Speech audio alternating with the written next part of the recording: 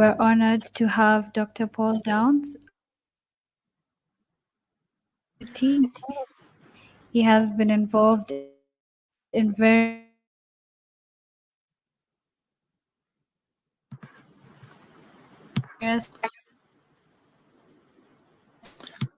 expert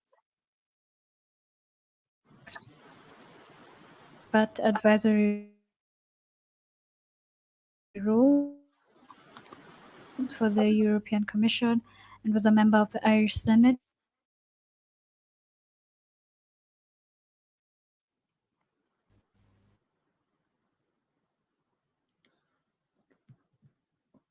Hello, Michelle. I can't hear you. Will I start now? Yes. I think you were breaking up. Oh, sorry. Okay. But will I start now? I will. Yeah. Yes. Okay. Thank you. Okay.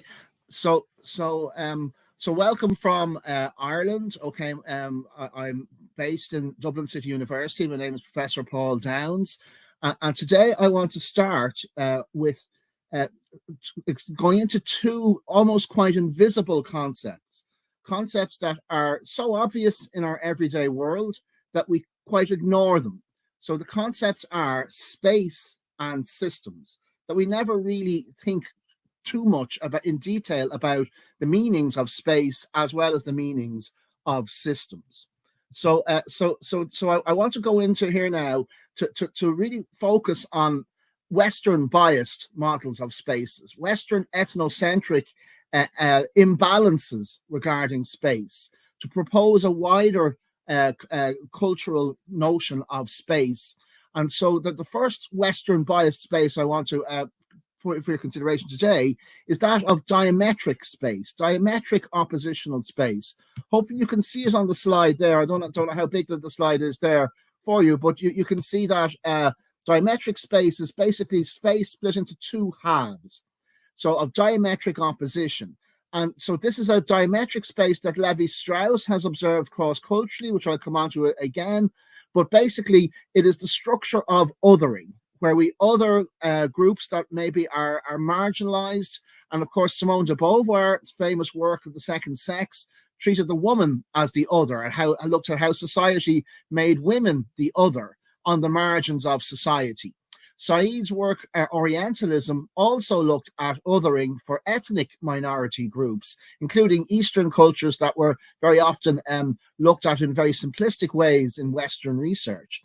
So my argument is that de Beauvoir and Said's concept of othering, which is basically us versus them, this type of division into us, the norm, and then the other, us versus them, that this is a spatial concept. This is a diametric space as part of a Western bias. Now, the other feature then of space that I will come on to is also another part of diametric space, which is inversions between hierarchy of above versus below. Above and below are again splits into these two kinds of spaces of diametric opposition. So I'm going to argue today we need to move away from these diametric oppositional splits loved in so much of Western culture, more towards concentric spaces of one circle inside another, as our models of ourselves and our relationships with other people, as well as in our school systems. So I'm going to quote, first of all, here, Conquergood's 1994 ethnographic study. And this shows the power of diametric space, diametric oppositional space. This was where street gangs in Chicago divided without any basis in race, poverty, ethnicity, region of the area of Chicago. They divided into gangs into two kinds, either people or folks. So this diametric opposition framed their whole sense of relationships. So this diametric space operates in some way almost independently of cultural identity issues, though of course it can be influenced by those. So my argument is not only about diametric space, diametric oppositional space as being very much associated with Western culture, and we need to change our education systems away from diametric space, but also to challenge today empty space. That we see with Descartes, that Descartes saw space as empty. He said that it's almost everyone sees it's convinced it's a mere non-entity.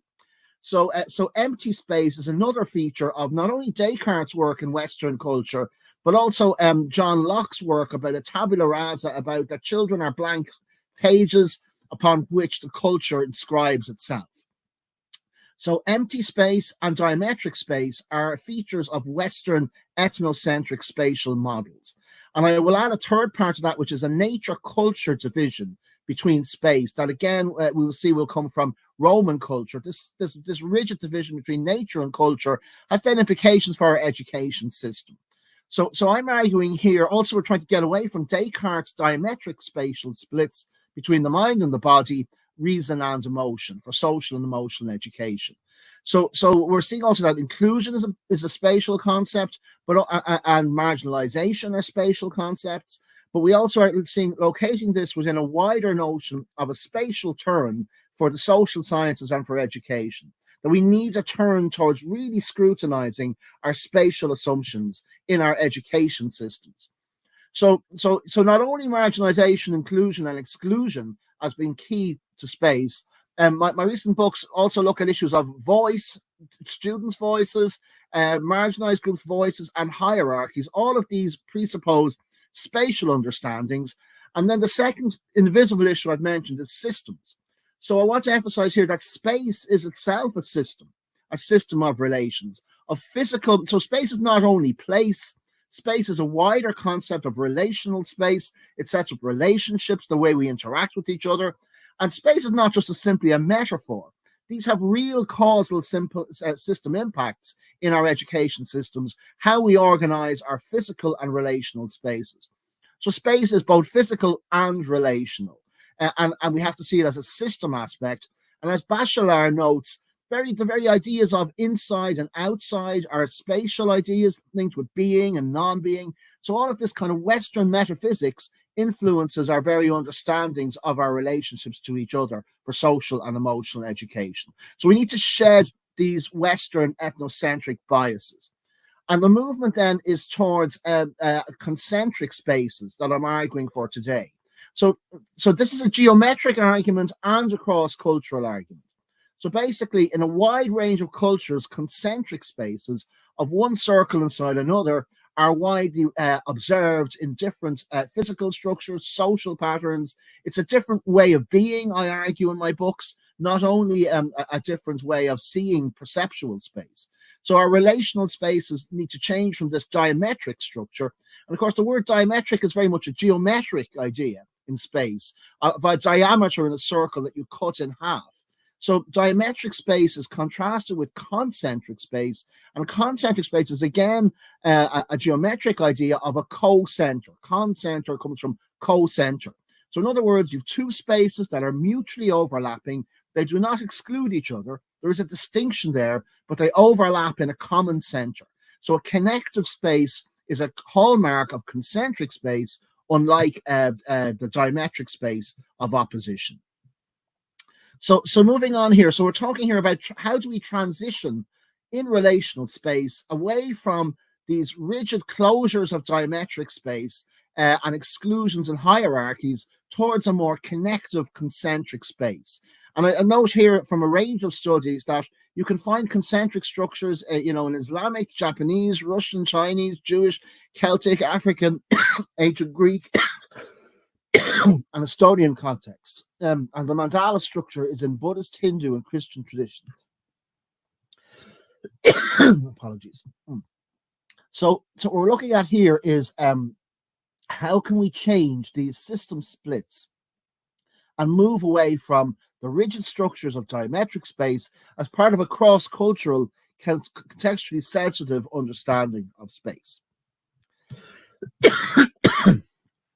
So part of this challenge to diametric space is to go beyond the tyranny of us versus them. So we see this as part of in-groups and out-groups, and also even in repression studies based on Freudian psychoanalysis. The argument is that those people who are highly repressed of emotions tend to divide the world very simply into good and bad. And of course, this is another example of diametric space, love versus hate, good and bad, very simplistic categories, the good child and the bad child, the winner, the loser, all this competitive diametric space needs to change at a system level in our schools. Similarly, then, if you look at Bronfenbrenner's work in developmental psychology, he would look at concentric spaces to some degree. What he does not look at are the fractured spaces. So I think we do need to have a notion of diametric space to see where the system breaks down, where there are these oppositions. And so, so often I'm arguing about the issue of system blockages. Where are the blockages and fractures in our spaces? And that diametric space is part of that splitting fractured space that we also need to address. Now, now this could be in terms of fragmentation about school transport, where there's not good transport to school for children. It could be blockages in communication, even regarding bullying. It could be fragmented support services such as insufficiently long apologies, bereavement courses. So you can have an 8-week bereavement course. I've seen some of these in practice. And again, they're fragmented approaches rather than sustained, ongoing support services for vulnerable children. Similarly, space can include colours on school walls. Children's voices talk about the importance of having particular warm colours on the school walls, as well as the issue of public spaces for young people. Are they adequate in our communities? Now, I'd also emphasize that these spaces are what we call frames. They're precognitive, so they're in some way unconscious and shaping our very assumptions, even for problem solving. So we see this also in Carol Gilligan's well-known work, In a Different Voice. I'm arguing that we need to reinterpret her work as not just being in a different voice, but in psychology, but in a different space.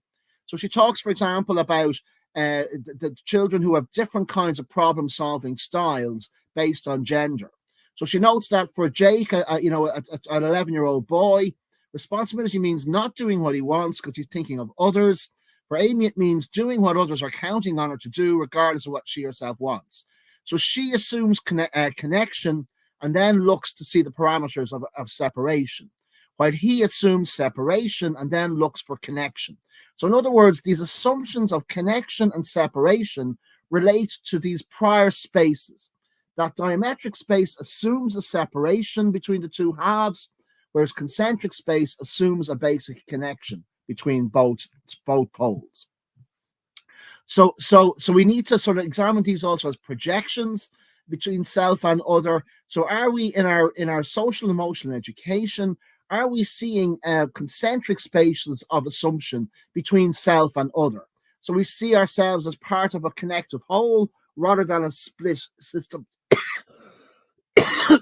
All right, so the logic of justice idea of Kohlberg here is looking at a much more distant separation of diametric space between self and other. So again, we see this also in developmental psychology. We see Winnicott's work in early childhood about the transitional space or the transitional object, and it's about how the child distinguishes the I from not I. So the me from not me. So how they have this assumed connection to a me that's then different from the outside world. So Winnicott talks about a separation that is not a separation, but a form of union. And again, this is very much concentric space, a connection, an assumed connection between the self as the inner pole and then the outer world and close people. So that it's a connective space rather than an objectified space of diametric opposition. We see this also then in Freud's psychoanalysis. At the heart of some of his key concepts around repression and Freudian obsessional neurosis, that there's a key idea here of diametric mirror image symmetry. So basically, diametric space is where you have got two poles and one is the mirror image of the other. So if you were brave enough to look in the mirror this morning at your face, you did not actually see your own face. What you saw was your face left to right inverted. So it's this inversion of a mirror image symmetry between us, them, good, bad, love, hate, sacred, profane, above, below, winner, loser. All of these are opposites to each other, mirror image opposites.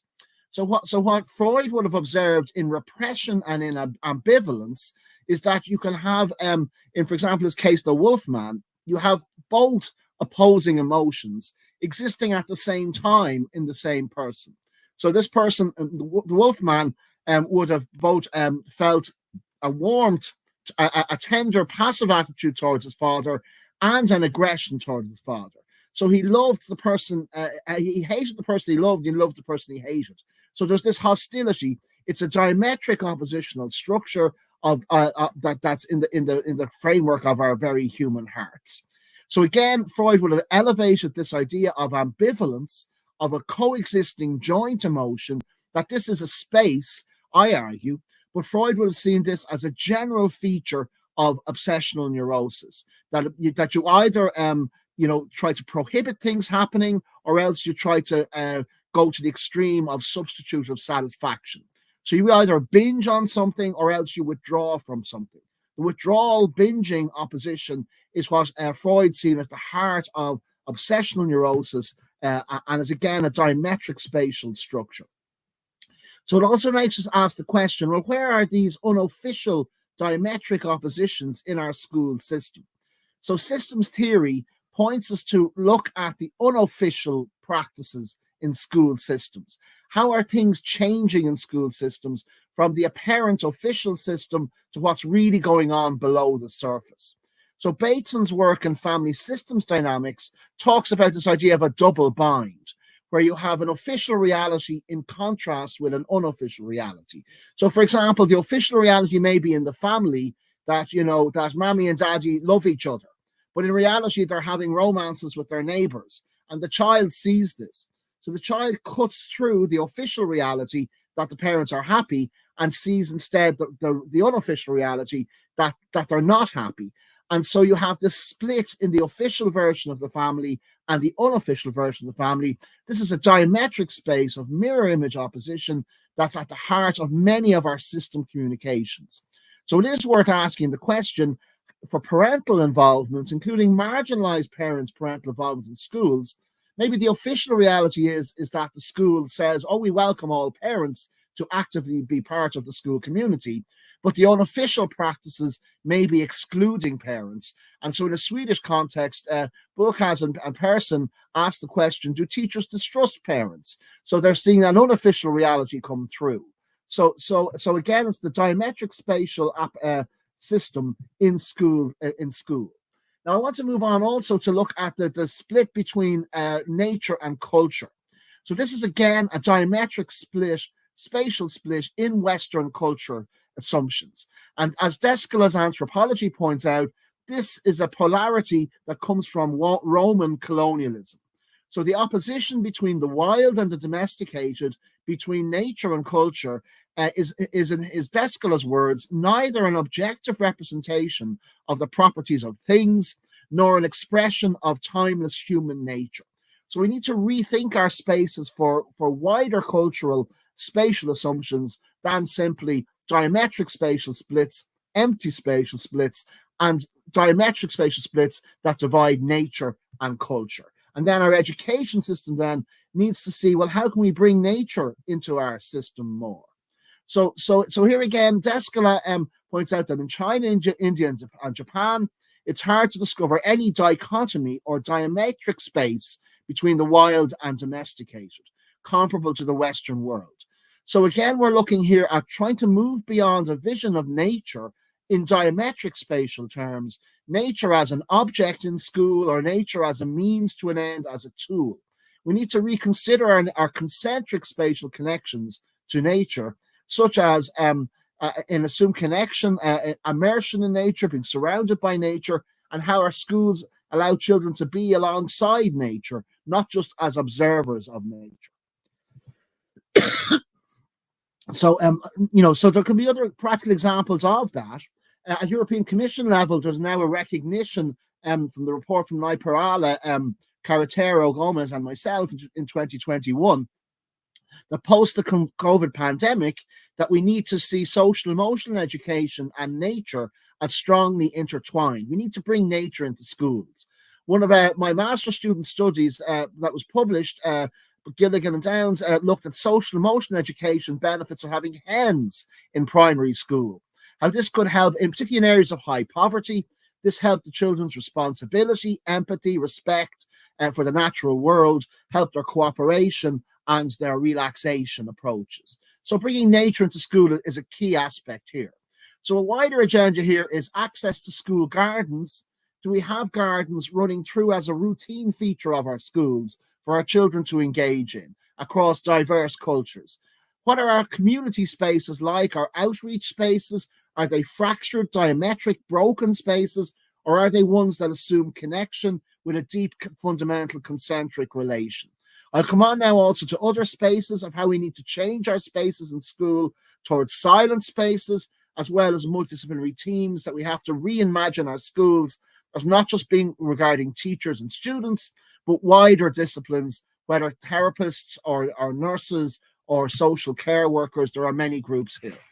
So another way of describing diametric space is that is to treat children as bricks in the wall, as indistinguishable opposites in some way, as part of a split, closed system structure, by contrast with the more flowing, open, connective, concentric space. So here you also have to challenge authoritarian teaching. Ruling by fear and anger and bullying are all parts of an above, below, us, them hierarchy of space, a relational space that's diametric in opposition, and we need to change those towards concentric spaces. So we see here also in discriminatory bullying, Lame's 10-country European study, they noted that the key role of the teacher in creating connective spaces for inclusion, not discriminatory spaces. So in this dimension, they noted that when the teachers were seen to favor the children who were not the migrant children or Roma students, but who were from the so-called native students, that when the teacher favored the home children over the migrant children, that this led to bullying in the school and in the classroom. So that the teacher led either an inclusive space or an exclusionary space. And when the teacher was giving messages to the rest of the class of favoritism towards the home and the native children, that this created a diametric oppositional space, and that this was then leading the way for more bullying by the students of the migrant students in their school. So inclusive spaces are a teacher's role to be creating concentric spaces. So here we see also in a Greek study this us-them diametric space of mirror image hierarchy of above versus below. Here they saw again that if you have a culture of real hierarchy, of anger, of a rigidity in the system, where the students feel they have no voices, where they are the lower part of a diametric opposition, rather than in connection with the school, they don't feel they belong to the school, then they are much more likely to be engaged in bullying related behavior and to experience it. So it's about how we connect our young people to the school system, how we create the spaces of connection and meaning in these school systems. We see here that authoritarian teaching is an international problem. The World Health Organization, and authoritarian here is to distinguish from authoritative, which is still high expectations, but the authoritative teaching is warm and relational, connective, but still has high standards. It's not permissive teaching. But authoritarian teaching here of fear and anger-based types of communication by teachers towards students is challenged in the World Health Organization in their study of students' well-being in school. And this is the World Health Organization's words, not mine. They talk about teachers not publicly humiliating students who perform poorly.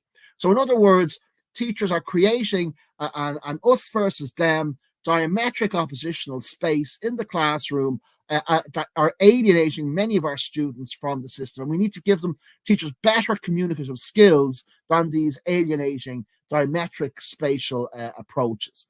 Similarly, Chafai and Cooper, in their qualitative research, referred to the autocratic and rigid behavior management approach adopted by many teachers in a Maltese context.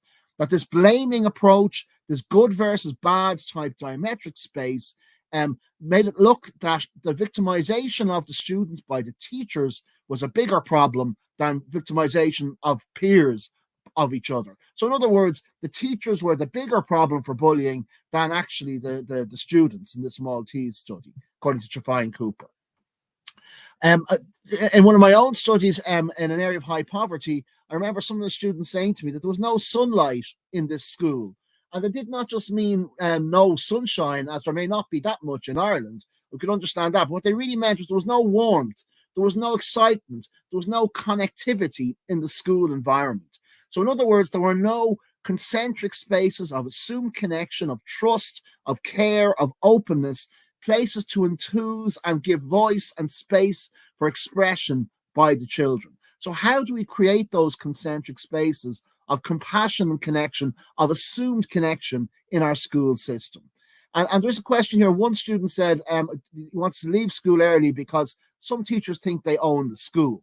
So this raises the question, well, who does in fact own the school? So there's a power issue here to these diametric spaces. So again, I think there's a system problem globally around how we need to develop our teachers. And it can only be a minority of teachers do this, but they can still have very destructive influence, which is away from anger management. As one student said, have anger management courses for teachers. Teachers shouting at you, it makes me really down. Teachers didn't roar at you, I'd want to go to school. Social class snobbery of teachers, and not only racial discrimination we saw earlier, but also the social class discrimination was also mentioned in these Dublin studies of high poverty. So in other words, we need to get away from these diametric spaces of opposition to better communicative styles and training our teachers for better, more relational spaces in schools. So also we see here an Icelandic commentator, Briggisdóttir, talking about how the education ministry there interviews early school leavers as they're leaving the school early. But the question I raised in one of my articles on this is, why does it only take to the point when the students are leaving the school, when they're walking out the door, that you then have these spaces for dialogue?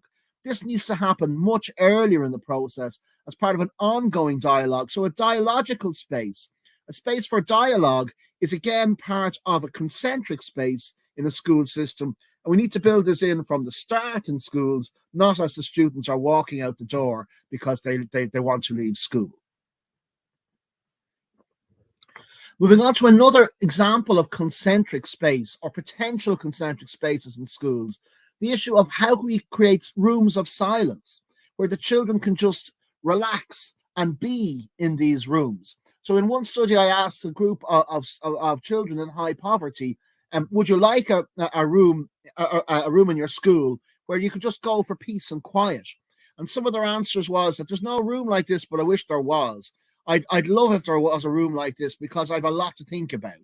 Yes, it would be a good idea because you might need to think about a problem. There's no room in my school like that, but I'd really like one. So there was a lot of a craving for silence, a place just to be.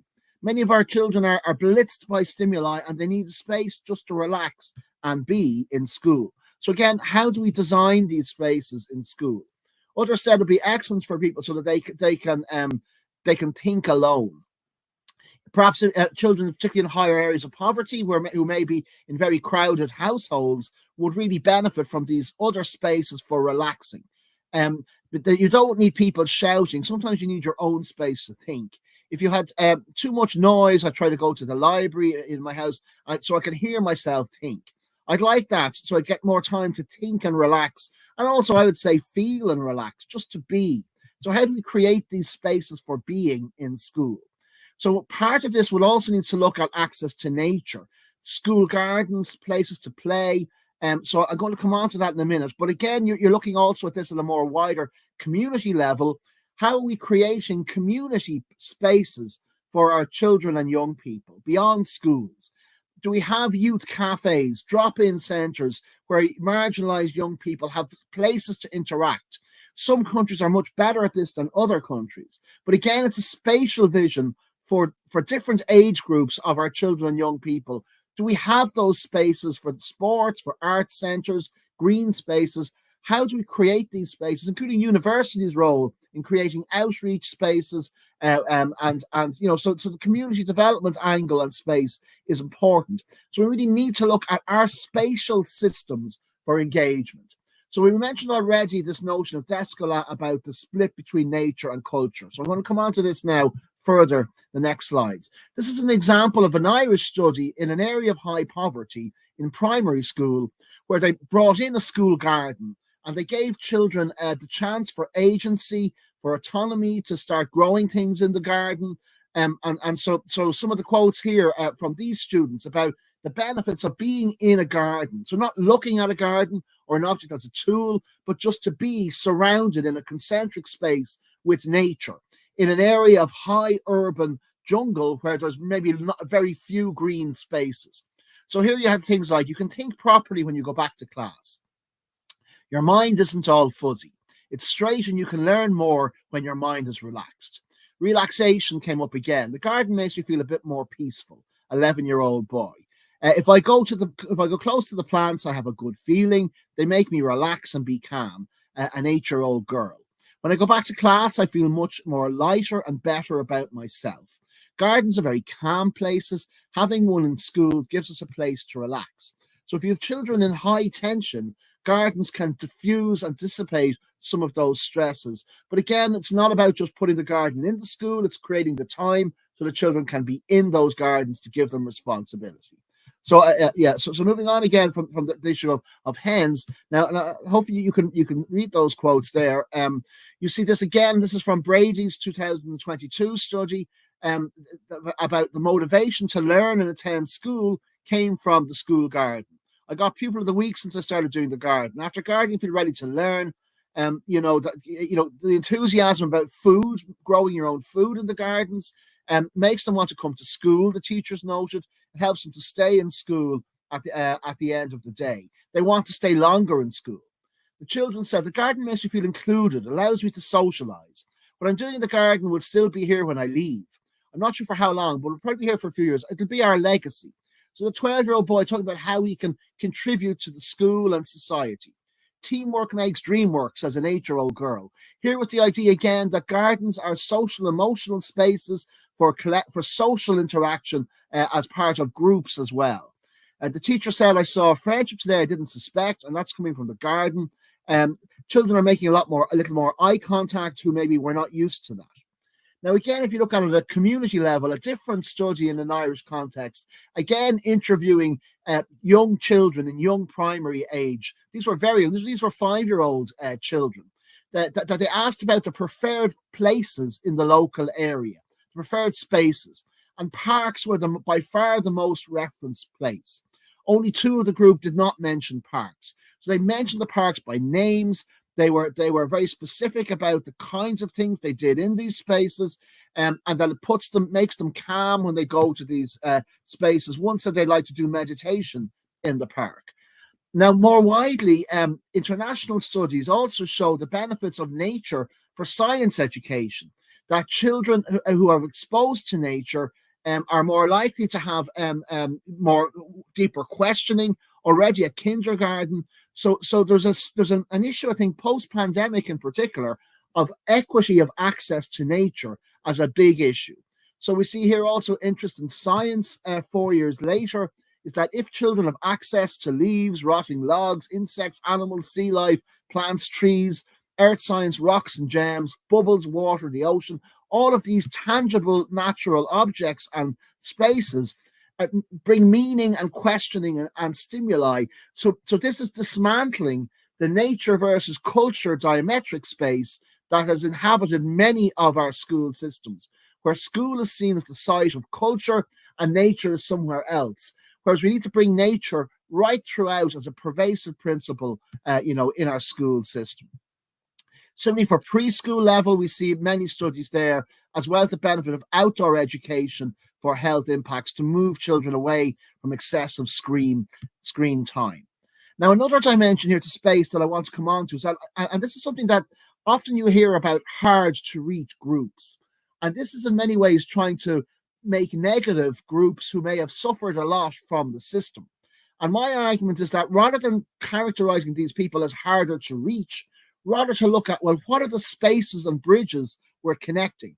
Are we making concentric spaces in our communication? Are schools making concentric connections of space and relational space in their outreach approach to those parents and families? Or are they diametric split spaces in assumed separation from those parents?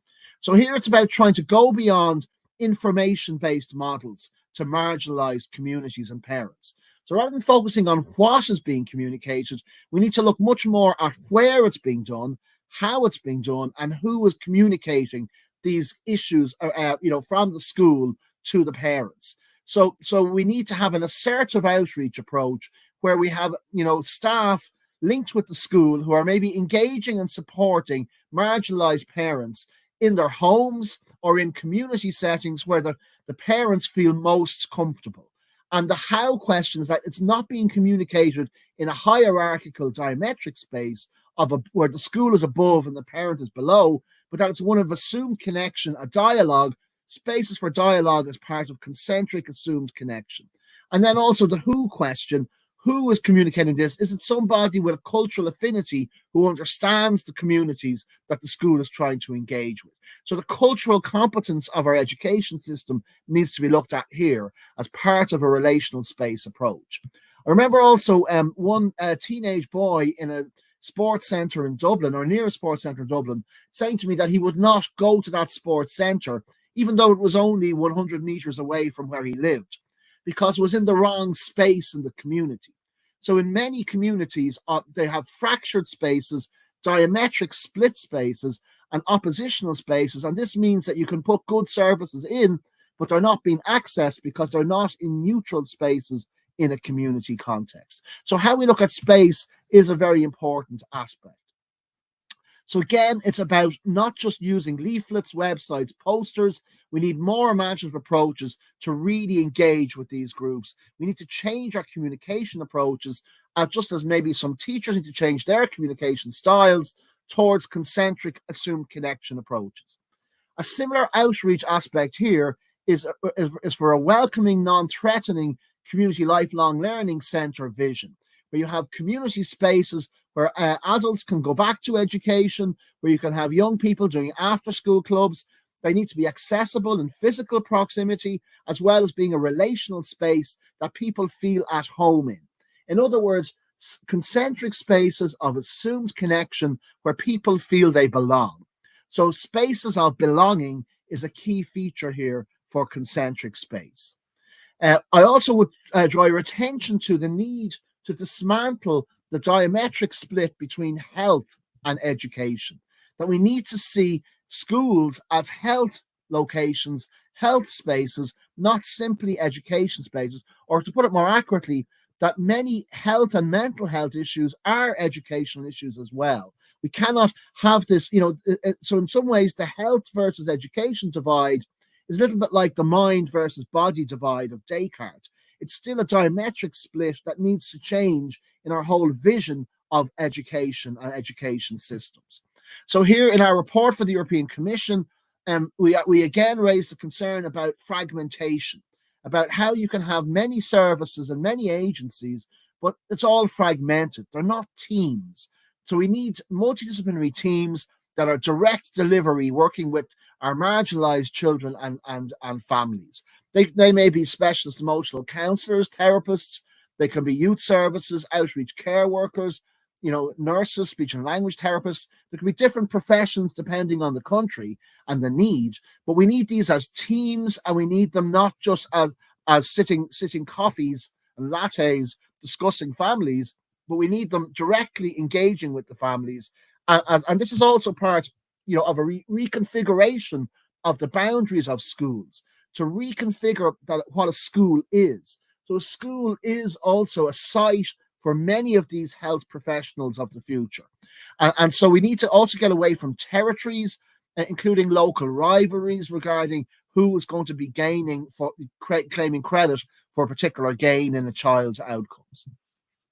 So part of this multidisciplinary teams focus builds on the public health model of differentiated need. Now, my point is that we need to be very clear as we reconfigure the term that's often used now is a wraparound model of services, and that is a concentric space. So concentric space where the school is linked with all these wider teams of services, needs to focus on here the indicator prevention level, the tip of the iceberg there. So this is for the individual intensive chronic need, complex need students. They're the ones that need the multidisciplinary teams most. Teachers can work at the universal level and at the moderate risk group of selective prevention for group work, but we need to be really clear that teachers cannot be therapists. They cannot engage in a lot of the intensive one-to-one supports for many children with complex needs. We need to have wider professionals in the schools for those types of services. And just to note as well, at a community lifelong learning level, the idea of a gateway space. So this is the idea that you can have a community outreach center as a concentric space of assumed connection, but then from that, you have a gateway into multidisciplinary teams on the same site. So in other words, you may have a general, for example, arts-based after-school center or lifelong learning center, and within a group of 25 students, maybe only 4 of them need more specialist services, but you can co-locate the arts community lifelong learning centers with these multidisciplinary teams, at a community level. This is a way of organizing our services and our structures in a better way. So my argument here is that concentric spaces and school and classroom climates are needed of assumed connection. We need to have assumed connection to the students' voices, not as a reverse hierarchy where they dominate over the teachers. It needs to be an assumed connection, not a new diametric space.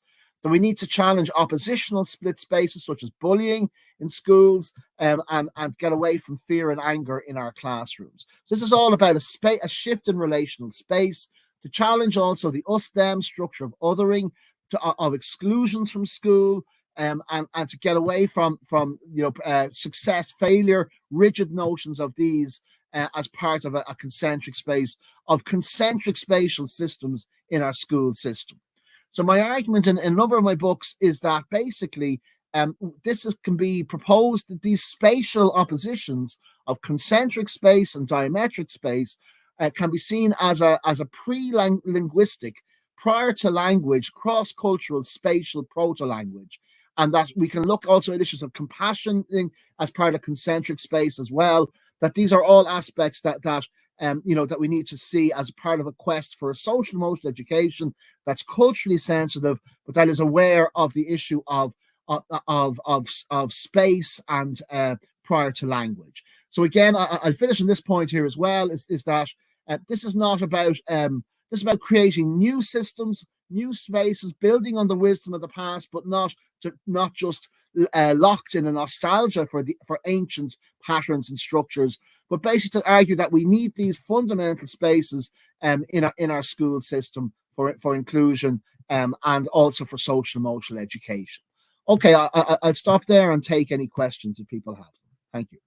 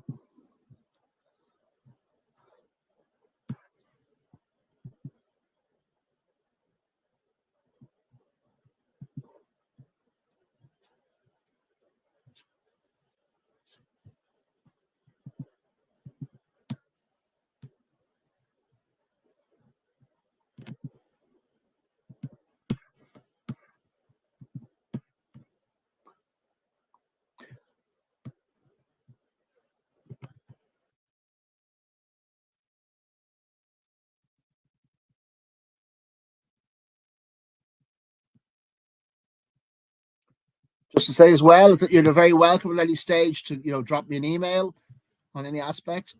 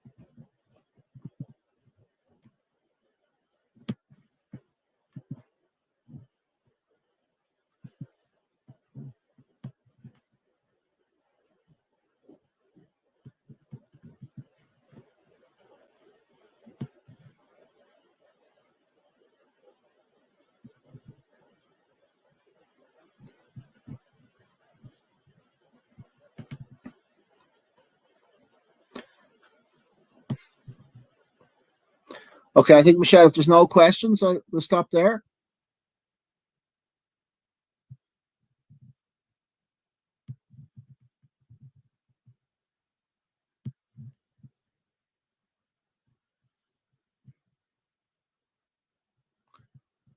Okay, so thank you. Okay.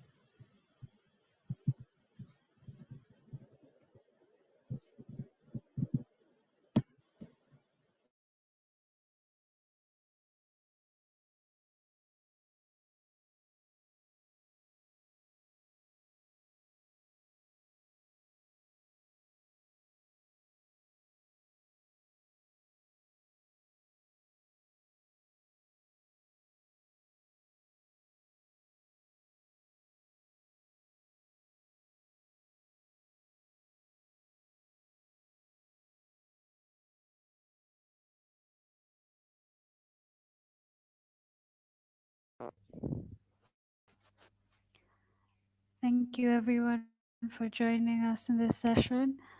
We've come to the end. Um, Thank you again for attending, and thank you to Dr. Downes for presenting a wonderful session.